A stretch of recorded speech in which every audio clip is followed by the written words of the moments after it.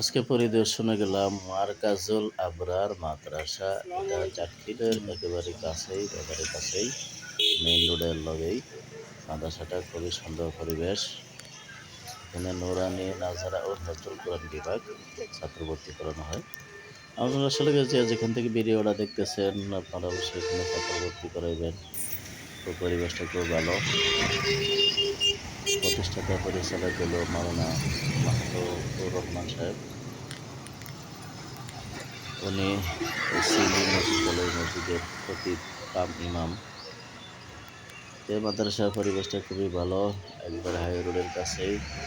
যেখান থেকে ইডেল মাদ্রাসার ভবন, যে ভবনে মাদ্রাসাটা আছে, তিনতলা চারতলা মনে হয় মাদ্রাসাটা।